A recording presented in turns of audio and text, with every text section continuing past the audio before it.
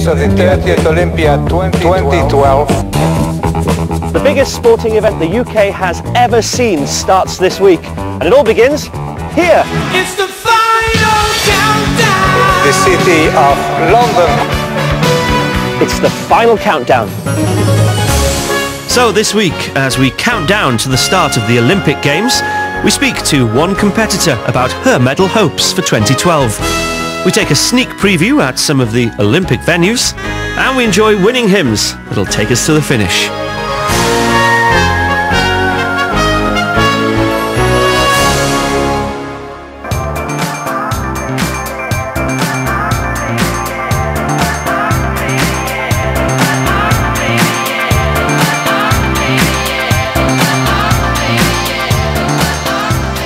This Friday, the eyes of the world will be on the stadium behind me as London launches the 30th Olympic Games. And this whole area will be buzzing with excitement as London welcomes the best athletes in the world, all of them going for gold. The lucky winners will get to stand on top of the podium for that special moment when their national anthem is played in celebration. Well, our first hymn is one that's become the unofficial national anthem of Wales. It's Guide Me, O Thou Great Jehovah.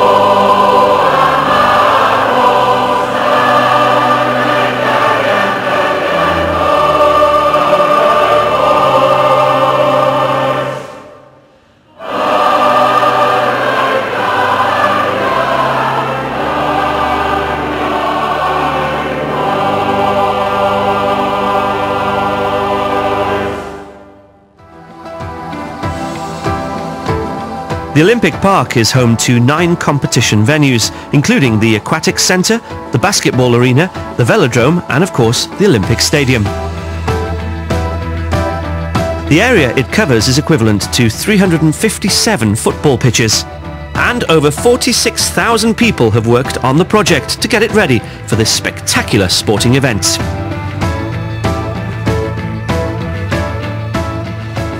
Construction began on the stadium behind me back in 2008, and with less than a week to go, looks impressive, doesn't it? As the location for the opening and closing ceremonies, and the athletics of course, the stadium will be the centrepiece of the Games. It'll be broadcast around the world as races are fought on the track and records are rewritten. Let's hope Team GB win plenty of medals. It's going to be Britain 1 and 2, unless somebody cracks hopelessly. As the winner of 2 Olympic gold medals, Lord Coe knows all about glory. To retain His vision for London 2012 is just days away from becoming a reality. We started with 3 people sitting in a pub thinking it's a good idea, and when we get to the opening ceremony, we'll have 6,000 people in the organisation. It's quite a sobering thought that you've sort of done the countdown from 7 years, but really now it's close, it's going to be there. The story really only starts at the time of the Games in terms of legacy, but I really want people to feel that they came to London, they had fantastic sport, and they went away feeling that they'd had a big celebration. In a funny sort of way, it feels a bit like being thrown back 30 odd years to my competitive days, where I'm now thinking that I'm in the countdown to an Olympic final. I hope that we're able to say that we delivered a fantastic Games. I really want the athletes to be able to look at me and genuinely say, look, there were no stones left unturned. And I guess I see this through the eyes of a former competitor, because every time you see an athlete walk out here, you just have to remember that they've probably devoted half their young lives to that one moment, so you can't by conscience give them anything other than, you know, the very best level of service that you can possibly provide them. Second is Straub, third is over, fourth is Busser, and what a comeback for Sebastian Coe. The sound inside locations like this velodrome will be electric as spectators cheer on their favourite athletes as they strive for victory. Well, our next hymn is about overcoming the odds. It's become a sporting anthem, particularly for English rugby fans, and often echoes around stadiums. It's Swing Low, Sweet Chariot.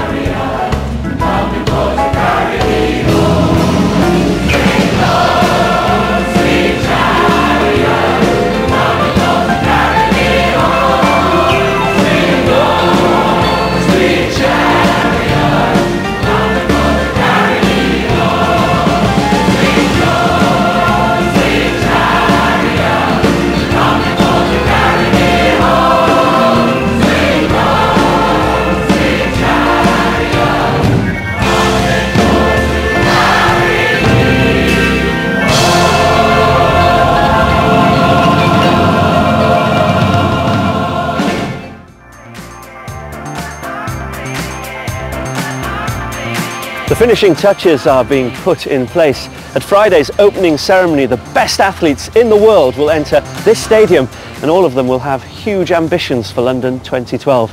I don't know about you, but it's making me nervous just thinking about it. Well, for all those athletes in it to win it, our next hymn is one of great hope.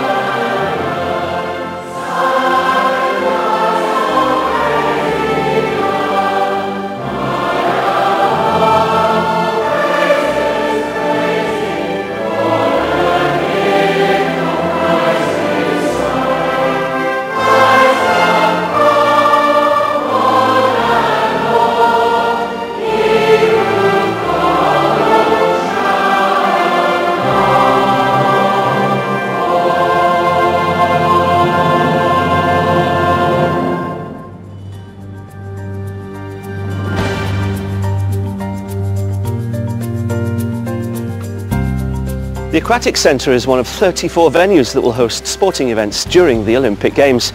And all the venues, athletes will compete who've spent years and years preparing for their moment to shine. All eyes, of course, will be on Great Britain hopeful Tom Daley as he takes to the diving board behind me in the hope of winning his first Olympic medal. And having won 8 medals at the Beijing Olympics, American swimmer Michael Phelps will be hoping to make waves in this very pool. And of course, it's an opportunity for us to be inspired. And with venues like this one opening to the public at the end of the Games, a legacy will of course remain. Look out for me in Rio in 2016.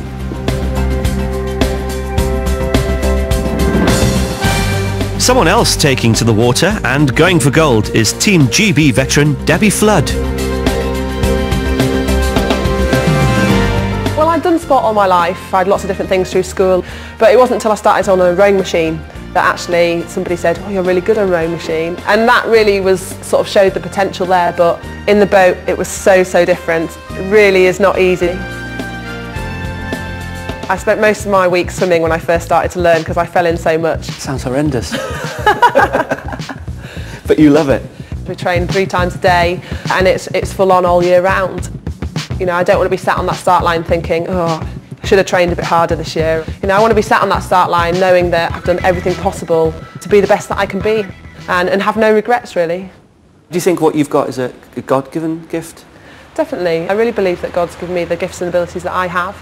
Everyone will have something that they're good at, and for me, God's given me those gifts to be able to row and the opportunity to do that. I definitely feel that this is where God's placed me and where he wants me at the moment. London 2012 will be Debbie's 3rd Olympic Games. Having already won 2 silver medals, let's hope it's a gold. My first Olympic medal in Athens, that was my first competitive Olympics. Great Britain are coming. It's a sprint to the line, but Germany will get it, and just from Great Britain. The 4 of us in our crew, we'd never won a senior medal before, we'd never won a World Championships medal or anything like that. I remember on the medal podium, we just stood there with our arms around each other because we all knew how much it meant, how many years we'd put into it, all the ups and downs we'd all gone through to get there. And you know, you share that as a team. How do you cope as an athlete when the medal isn't gold?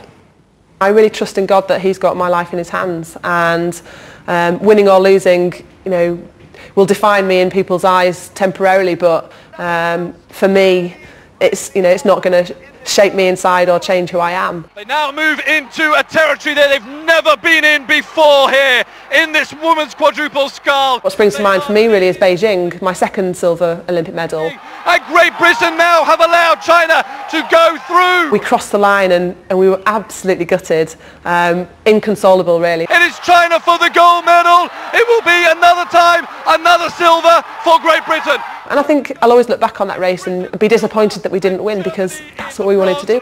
Medals are fantastic and I love winning, but you know, I'm not going to take my medals with me when I pass away, and in the light of eternity, Jesus surpasses everything else.